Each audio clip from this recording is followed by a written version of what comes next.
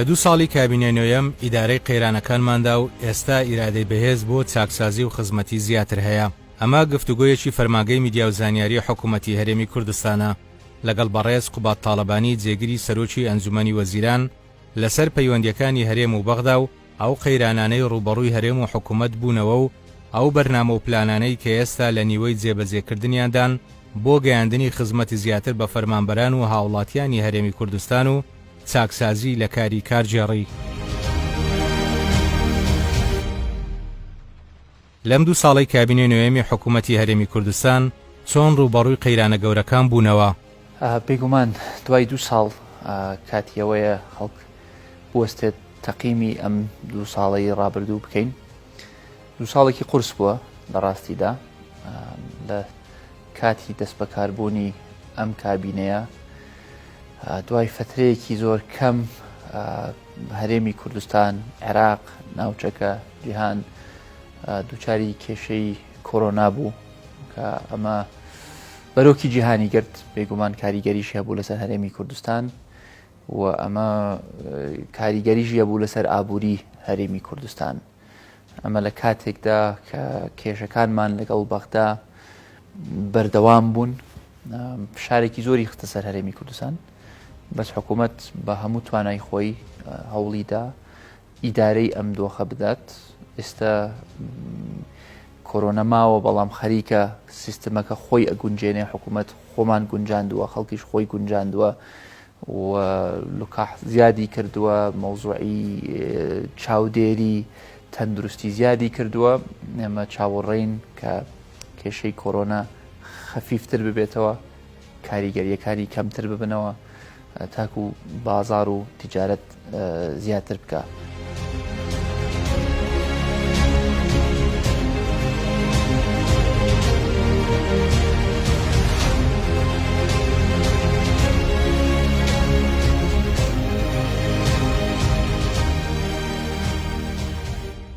لەم 2 ساڵەدا بۆ چارەسەری کێشەکانی هەرێم و عێراق 20,000 چوونەتە بەغدا و زیاتر لە 50 شەو لەوێ ماونەتەوە. ئەمانە دەستکەوتیان هەبوو؟ بێگومان دوای ئەو هەموو سەردانانە، ئەو هەموو دیدارانەی کە هەمان بووە، خۆم و شاندەکەمان کە شاندێکی بەتوانا بوون، شاندێکی کاریگەر بوون، هەریەکە لە مەجای خۆی توانیمان فراغێک پڕکەینەوە. لە ڕاستیدا ئەگەر بین تەقیمی بکەین یەکەم جار کە ڕۆیشتین جەوێکی زۆر ناسەحی هەبوو و ئینتیباعێکی زۆر هەڵە و خەتەر هەبوو لەسەر هەرێمی کوردستان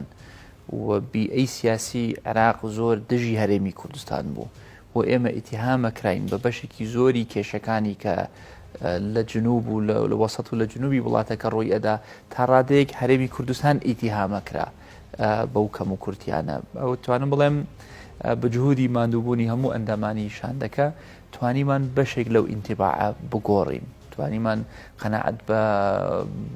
لایەنە سیاسیەکانی تری عێراق بکەین کە ئێمە هۆکار نین کە خەستەخانە نییە لە وەک پێویست لە پارێزگارەکانی جنوب. خەتای ئێمە نییە کە ڕێگاوبان ئەگەر باش نەبێ، خەتای ئێمە نییە ئەگەر کارەبا لە جنوب خراپ بێ. ئێمە خۆمان کێشەمان هەبووە. ئێمە بۆ 4 ساڵ لە 2014 تاکو 2018 هیچ پارەیەکمان وەرنەگرت لە حکوومەتی فەدرالیەوە. ئەو پارەیە کە ئێمە وەرمان نەگرتووە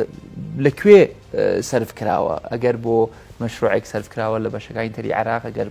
بۆ ژێرخانی ئابووری سەرف کرا بێ لە بەشەکانی تری عێراقەوە، گریمان وتمان فەرمووەوە هەدیە هەرێمی کوردستانە بۆ ناوچەکانی تری عێراق، بەڵام سەرف نەکرابوو. بۆیە هەندێک مبەڕڕمان هێنانەوە کە ئەتوانم بڵێم کاریگەریەکی هەبوو لەسەر تێڕوانینیان لەسەر هەرێمی کوردستان. لە هەمان کاتیشتا توانیمان جۆرێک لە متمانە دروستکەینەوە کە ئێمە تەنها خەمی بەشەکەی خۆمان ناخۆین، بەڵکو لە هەرێمی کوردستان ئەمانەوێ قسەمان هەبێ لەسەر ئەو ئاراستەی کە عێراق پێچێت، ئەو عێراقی کە ئێمە ئەمانەوێ بێتە دی.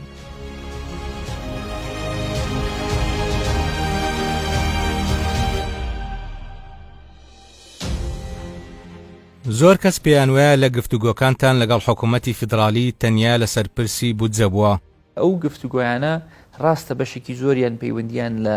کێشەی بودجە و موچەی هەرێمی کوردستان بوو، بەڵام لە چوارچێوەی ئەو گفتوگۆیانەمان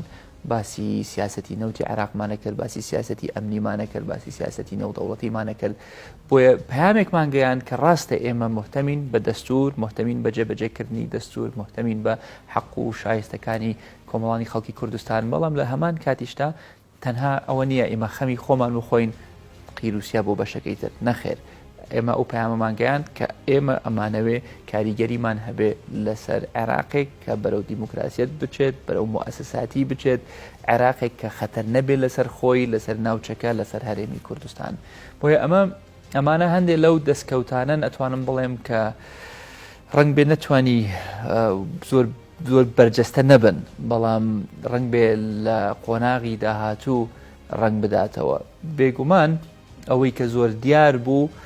بودجەی 2021 بوو کە پەسەندکرا کە تێیدا ماف و بەرپرسیارەتەکانی هەرێمی کوردستان بە شایستەکانیەوە تیای دیاریکران، تیای پەسەندکران و بوو بە قانون. بۆیە ئەمە پێم وایە تەجاوزێک بوو لەسەر تەحەدایەکی زۆر کە ڕووی لە هەرێمی کوردستانە کرد. زۆر کەس هەبوو کە وەیان نەزانی ئێمە ناتوانین بگەینە دەرەنجام، زۆر کەس هەبوو کە وتیانەوە تەواو ئەم ئیلاقەیە مەجالی ئاشتبوونەوەی تێدا نییە، بەڵام بە جوهودی هەموو لایەکەوە توانیمان قانونەکە تێپەڕێنین. ئێستا چۆن بتوانین ئەو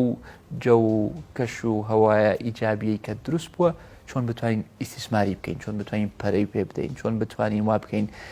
ئەو بەشانەی تر کە بەشێکن لە قەزیەی کورد و کوردستان لە عێراق چارەسەر بکەین. زۆر بەداخەوە وای لێ هاتووە جەوەکەی وای لێ هاتووە کە هەموو قەزیەی کورد حەسر کراوە لە مەوزوعی موچە و بوجە، کە وانە. ئێمە چەندین مەلەفی تری گەورە هەن کە حەقی دەستوری خۆمانە کە ئێمە ئەبێ پێداگریان لەسەرا بکەین، ئێمە بێ گفتوگویان لەسەرا بکەین، ئێمە بێ سەردانەکانمان بۆ بەغدا زیاد بکەین و بەردەوام بکەین تاکو دەستەبەریان.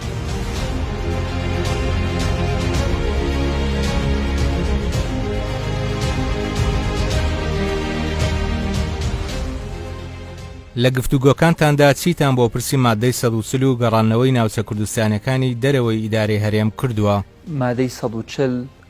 مادەیەکی دەستوریە و مادەیەکی زۆر گرنگە و مادەیەکە کە حەق ئەیا بە ئەو خەڵکی کە زوڵمی لێکراوە بە حکمی بڕیارە خراپەکانی ڕژێمی پێشووتر چارەسەر بکرێن. بۆیە ئەم مادەیەکی زۆر چارە نووسازە بۆ هەرێمی کوردستان و مادەیەکێکە لە هەموو کۆبوونەوەیەکمان پەیوەندی بە بودجەوە هەبێ یان نە باسمان کردووە و مادەیەکە کە پێم وایە ئێمە ئەبێ بەردەوام پێداگیری لەسەر بکەین. بۆ ئەمە پێویستمان بە یەک دەنگیە، پێویستمان بە یەک ڕێزیە، پێویستمان بە هەماهەنگێکی بەهێزی کورد لە کوردستانیەکانە کە لە پەرلەمانی عێراقا مەوجودن، پێویستمان بە دروستکردنی هاوپەیمانیەتیە. بەڵام مەلەفێکە کە لە کاتی پەسەندکردنی دەستورەوە لە 2005 تاکو ئێستا ڕاستە هەندێ خەتەوات چوەتە پێشەوە، بەڵام هێشتا ئەتوانین بڵێن مادەیەکە کە بە تاوەتی جێبەجێ نەکراوە ئەبێ جێبەجێ بکرێت. ئەبێ ئێستا کە مەلەفی بودجەمان تێپەڕاند بین لەسەر مادەی 140 قسە بکەین. مەوزوعی ڕێخستنەوەی هێزی پێشمەرگە لە چوارچێوەی چەتری هێزە بەرگریەکانی عێراق کێشەیەکە کە ئەبێ یەکلایی بکرێتەوە. چەندین کێشەی تری هەن پەیوەندیان بە دەستورەوە هەیە، پەیوەندیان بە شکل و شێوەی ئیدارەی وڵاتەکە هەیە، تەفسیر و بۆچوونی جیاواز هەیە لەسەر فێدرالیەت. تازە لە ساڵی 2021 هێز هەیە کە لە وتارەکانیان لە شعارەکانیان ئەیانەوێ وڵاتەکە بەرەو مەرکەزیەتێکی ترا ببنەوە لە کاتێکا کە دەستور بە وازەحی حەقی داوە بە هەرێمی کوردستان وەکو هەرێمێکی فێدرالی ممارەسەی دەسەڵاتەکانی خۆی بکە. بۆی زۆر شت هەن کە پەیوەندیان بە شێوازی بەڕێوەبردننی دەوڵەتەوە هەیە، شێوازی تەنزیمکردن و ڕێخستنەوەی هێزەکانی ئەم دەوڵەتەوە هەیە، مەوزوعە داراییەکان، مەوزوعە مالیەکان کە بەشێکن لە سیاسەتی عام بۆ عێراق، بەڵام کە هەرێمی کوردستان حەقێکی دەستوری هەیە تێدای کە ئێمە ئەبێ دائمە بەبیر براکانی خۆمان بهێنینەوە لە بەشەکانی تری عێراق و پێداگریان لەسەر بکەین لە چوارچێوەی ئەو قەزیەی کە هی خۆمانە.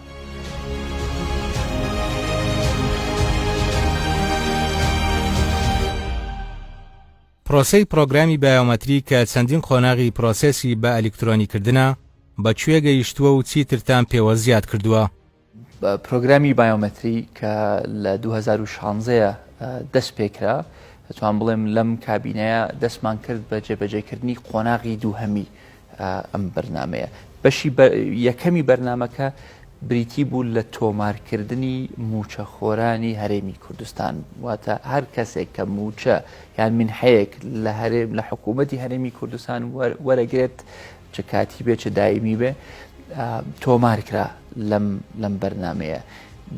بە جێبەجێکردنی قۆناغی یەکەمی بایۆمەتری بۆمان دەرکەوت چەند موچەخۆرمان هەیە، چەند وەرەگرن، لەکوێ وەریەگرن. هەندێک داتا و زانیاریمان دەستکەوت کە پێشتر ئەگەر هەبوو بن لە شوێنی جاجا هەبوون و ئێستا ئێمە خاوەنی دایتەبەیسێکین، خاوەنی بانکێکی زانیاری زۆر تۆکمەین لەسەرەوەی کە کێ موچە وەرەگرێ. بەم بەرنمەیە توانیمان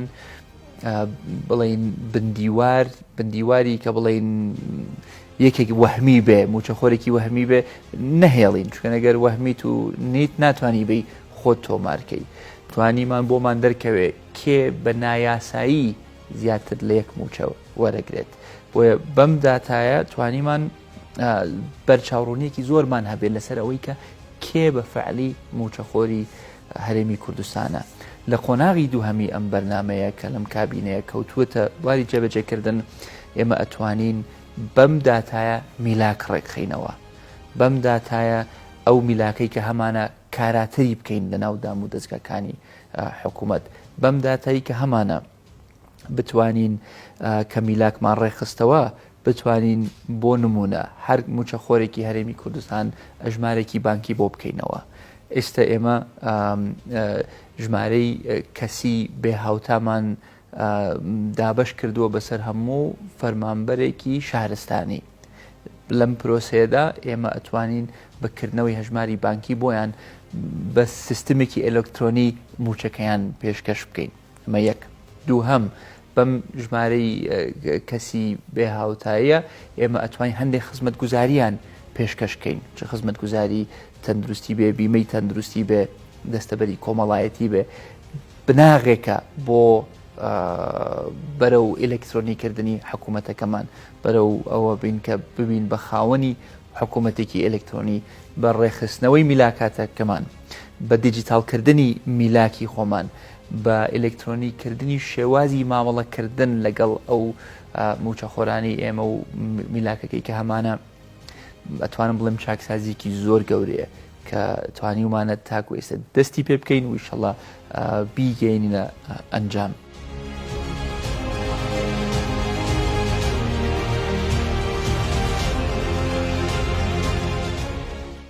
ژمارەی کەسی بێهاوتا لە فەرمانبەرانی مەدەنی حکوومەت دەوەستێت یان فەرمانبەرانی شارستانی و سەربازی و هاوڵاتیانیش بەگشتی دەگرێتەوە؟ بێگومان ئەم بەرنمەیە ناوەستێ لە فەرمانبەرانی شارستانی، فەرمانبەرانی عسکەریش ئەگرێتەوە و لە نەتیجە ئەمانەوێ ئەم بەرنمەیە تەواوی دانیشتوانی هەرێمی کوردستان بگرێتەوە. چکەنێمە وەکو حکوومەتی هەرێمی کوردستان تەنها بەرپرسیار نین بەرامبەر بە فەرمانبەرەکانی خۆمان یاخود موچەخۆرەکانی خۆمان. بۆ نمونە هاوتەریب لەگەڵ ڕێخستنەوەی میلاکات و بایۆمەتری خەریکی چاکسازین لە شێوازی تۆمارکردنی کۆمپانیا. ئەمانەوێ ئەم پرۆسێش بکەین بە پرۆسەیەکی دیجیتاڵی کە کۆمپانیایەک دائەمەزرێ. ئەگەر وەزارەتی مالیە و دایرەی زەریبەی پێ ببەستیتەوە، وەزارەتی کار و دەستەبەری کۆمەڵایەتی پێ ببەستیتەوە، ئۆتۆماتیکیان کە تۆ ئەو کۆمپانیا نوێ دائەمەزرێ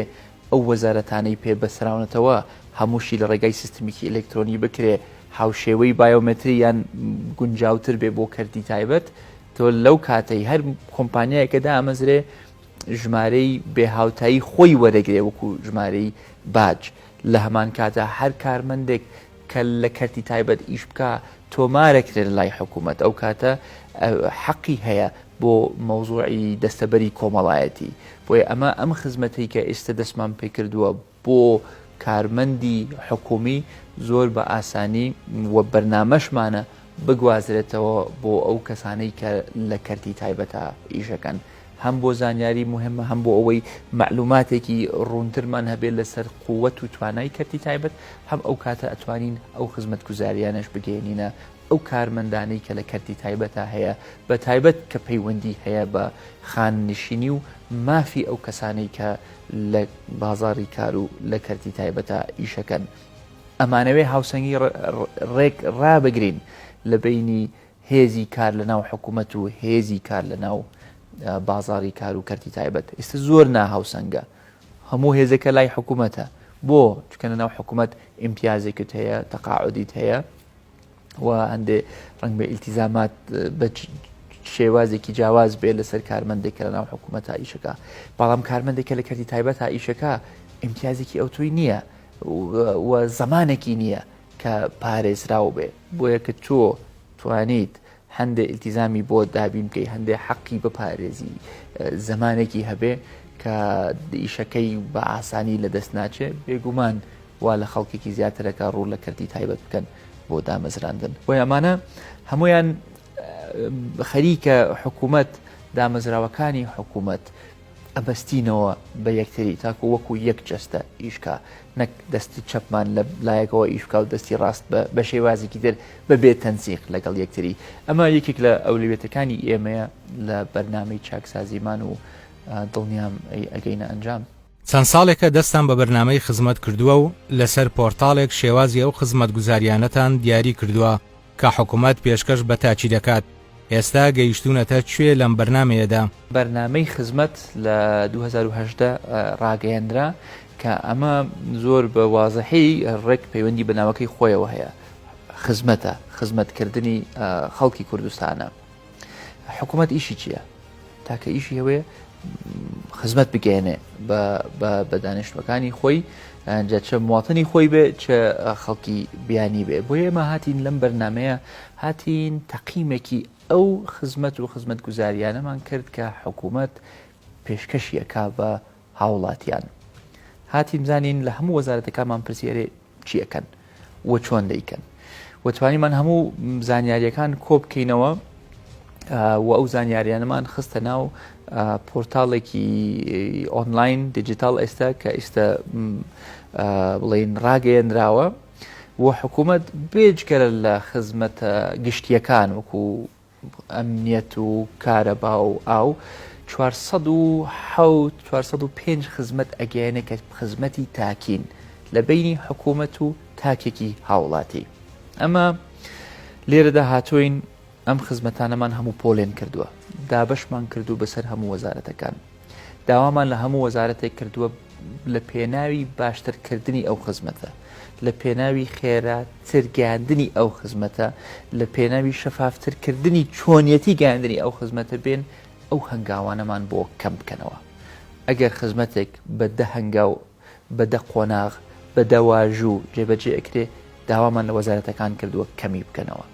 ئەگەر ئیشێک بە 3 ڕۆژ تەواوە کرد داوامان لێ کردوون بە ڕۆژێک تەواوی بکەن تۆمارکردنی کۆمپانیا لە ضمنی بەرنامەی خزمەتایە ئێستا پێش چاکسازی بە 28-30 ڕۆژ ئەم پرۆسەیە تەواوە بێ هێ من داوام لە وەزارەتەکان کردووە بە ڕۆژێک بۆم تەواو بکەن تەحەدایەکە بەڵام بێ جێبەجێ بکەین چونکە لە نەتیجە ئەوە ئەرکی سەرشانی حکوومەتە خزمەتێکی باشتر بگەێنێ بە هاوڵاتیەکانی بۆیە ئەمە هەموو وەزارەتەکان لەسەر خەتن بۆ ئەم مۆزوعە ئەولویەتی کابینەکەمانایە بۆ ئەوەی ئەم بەرنامەیە کە لە 2010 دەست پێکرا ئینشەڵا لەم کابینەیە بتوانین تەواوی کەین و ئەمە شتێکیش نییە کە ئیتر تەواو کە تەواوت کرد وازی لێ هێنی شتێکە کە بەردەوام ئەبێ خزمەت ڕۆژانە ئەگۆڕێ ڕێنمایی هەموو ڕۆژێک هی تازە دەرەچێ چۆن بتوانین فەلسەفەی حکومڕانی خۆمان بگۆڕین بۆ حکومڕانیەک کە باشتر خێراتر و شەفافتر خزمەت بگەێنە بە هاوڵاتیان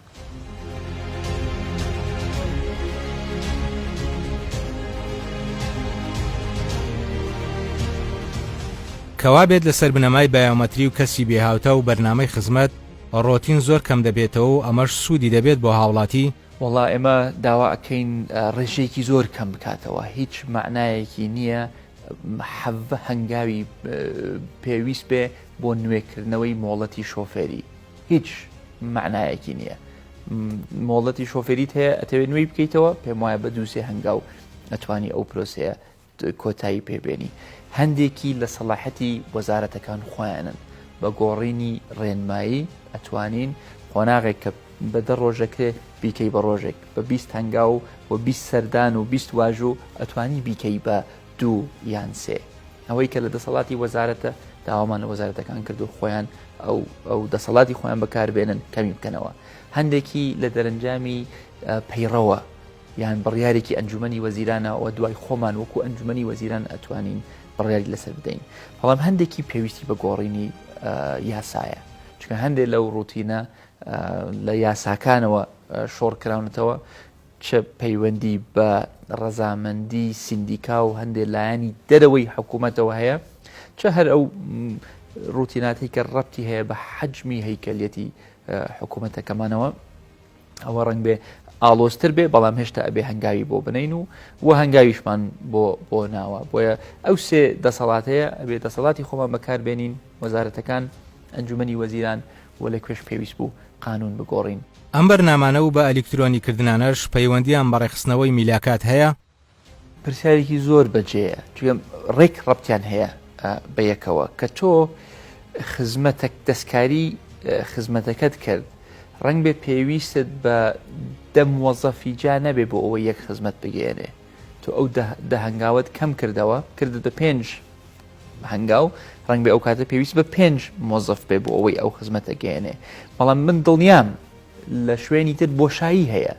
بۆیە کە تۆ زانیت کێ فەرمانبەری خۆتە،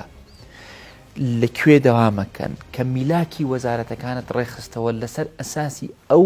ئەرکەی کە وەزارەتەکە ئەیگەێنێ، نەک لەسەر ئەساسی قانونێک کە 15 ساڵ لەمە و پێش پەسەند کراوە، ڕەنگ بێ مەهامی ئەو وەزارەتە بە تاوەتی گۆڕابێ. ڕەنگ بێ ئێمە ئەمڕۆ هەندێک وەزارەتمان هەیە کە هەر لە مستەقبەلا پێویستمان پێی نەبێ. بۆیە حکوومەت شتێکی ئەبێ شتێکی زیندوو بێ، ئەبێ دائمە بێت تەقیمی خۆی بکاتەوە. بۆیە بێگومان پرۆژەی خزمەت ڕەبتێکی ڕاستەوخۆی هەیە بە بایۆمەتری لە دیوەکەی تریشە کە ئێمە ئەمانەوێ بەرچاوڕوونێکی زیاترمان هەبێ لەسەر داهاتی حکوومەتی هەرێمی کوردستان، لەسەر خەرجیەکانی حکوومەتی هەرێمی کوردستان. یەکێک لەو داهاتانە سەرەکیانەی هی هەرێمی کوردستانە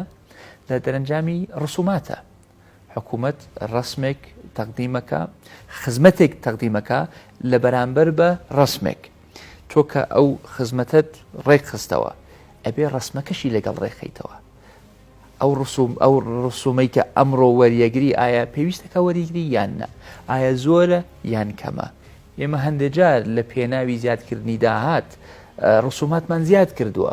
وەمانزانیەوە بە زیادکردنی ڕسم داهاتێکی زیاترمان بۆ دەستەکەوێت. بەڵام دوای لە دەرەنجامی تەقیم بۆمان دەرکەوتووە کە ڕسمێکمان زیاد کردووە، ئەو مامەڵەیە عەدەدەکانی کەمی کردوون، کە عەدەد کەمی کردووە لە نەتیجە داهاتەکەمان کەمی کردووەتەوە. بۆیە ئەگەر ئەمانە هەمووی ڕەبت بن بە یەک،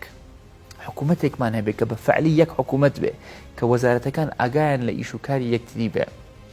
ئەتوانین سیاسەتەکانیشمان ئەو کاتە دروستتر بێ، ئەتوانین ئەو ئامانجەی کە داماناوە بۆ ئەوەی تەنها ئێتیماد نەکەینە سەر داهاتی نەوت وەکو تاکە سەرچاوی داهاتی هەرێمی کوردستان، داهاتی غەیرە نەوت زیادکەین بە شێوەیە کە هاوتەری بێ لەگەڵ باشترکردنی خزمەتەکانی کە پێشکەشی بە هاوڵاتیان یەکەین. ئەو کاتە ئەتوانین زمانێکمان هەبێ بۆ ئەوەی کە ئەگەر سعری نەوت دابەزی دیسان تووشی کێشەی دارایی و ئابووری نەبینەوە. بۆیە بەرەبەرە من هەستی پێ ئەەکەم کە 6 ساڵە قورسمان تێپەڕاندووە کە ئەتوانم بڵێم ئیدارەی قەیرانمان داوە لە 2014ەوە لە ڕاستیدا بە قەتعی بودجەی هەرێمی کوردستان لەلایەن حکوومەتی فەدرالیەوە بە شەڕی نەگریسی داعشەوە بە هاتنی ئەو هەموو ئاوارە و پەنابەرەی زۆرەی کە بۆ هەرێمی کوردستان کە کولفەیەکی یەکجار زۆری خستە سەر هەرێمی کوردستان بە دابەزینی سعری نەوت بە کێشە سیاسیە نێوخۆیی و دەرەکی و ئەقلیمیەکانمانەوە لەم 6 ساڵە ئیدارەی ئەم قەیرانەمان داوە و باشیان خراپ خەڵک ئەتوانێت تەقیممان کە بەڵام ئیدارەماندا ئێستا کە ئیدارەی ئەو قەیرانەمان داوە ئەو قەیرانانە مەجبوریان کردین دەست بەرین بۆ هەندێ چاکسازی کە دەستمان بردۆ بۆ ئەو چاکسازیانە هەندێک لەو چاکسازیانە خەریکن بەرهەمیانە بێ خەریکن نەتیجەیانە بێ چاکسازی سویچێک نییە داگیرسێنی و بیکوژێنیتەوە چاکسازی شتێکە بەردەوامە ئەبێ بەردەوام بین لەسەری بەڵام خەریکە لە پاڵ ئیدارەدانی قەیرانەکان کە بەداخەوە یەک و دوانیش نەبوونە بە خۆ ئامادەکردن بۆ قەیرانی داهاتوش چکەن ئێمە لە ناوچەیەکە ژین ئەبێت دا ئێمە واقعی بین لەگەڵ خۆمان و لەگەڵ خەڵکی خۆمان لە هەمان کاتیشتا ئێمە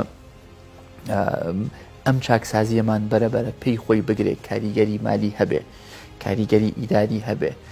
خزمەتێکی باشتر بگەێنێت بە هاوڵاتیان ئەو بارگەرانیە قورسەی کە ئەمڕۆ لەسەرشانی هاوڵاتیان بۆ لەسەرشانی موچەخۆران بۆ بە دەرەجە 1 و 2 بەرەبەرە کەم ببێتەوە کوردستانەکەمان ئارامە بێتەوە کوردستانەکەمان ئاوەدانە بێتەوە ئابوووریەکەمان هەمە جۆرە بێتەوە هەلیکارێکی زیاترمان پێ ئەڕەخسێنێت کە هەمووی ئەمان گەێنێت بەرەو کوردستانێکی بەهێزتر.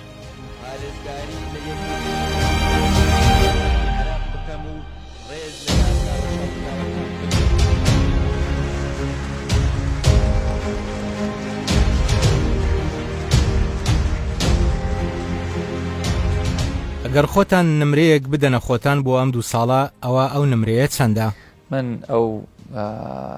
حەقە نادەم بەخۆم نمرەیەک بدەم بە خۆمان بۆ 2 ساڵی ڕابردوو جارێ ئێمە ئەوە خەڵک ئەبێ تەقیممان بکە ئێمە لە نەتیجە خزمەتکاری خەڵکی کوردستانین خەڵکە بێت تەقیممان بکە چەندمان بداتێ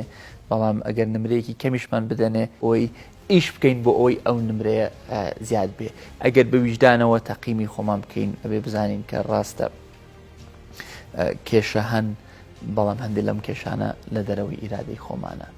لە کابینی هەشتیش بە هەمان شێوە کێشەی زۆر ڕوبەڕۆی هەرێمی کوردستان بوون لە دەرەوەی ئیرادەی خۆمان بوون بەڵام مەجبور بوون ئیدارەیان بدەین لەم کابینێش بە هەمان شێوە ڕوبەڕووی کێشە بووینەتەوە کە لە دەرەوەی ئیرادەی ئێمە بووە کەس پێشبینی ئەوەی نەئەکرد کە نەخۆشیەکی وەکو کۆڤێد بێت تووشی جیهان تووشی بێ و هەرێمی تووشی بێ و ئەو تەسیرەی هەبێت لەسەر بازار بەڵام گرنگەوەی ئێمە بەردەوام بین هەموو ڕۆژێک هەنگاو بە هەنگاو پاروو بە پاروو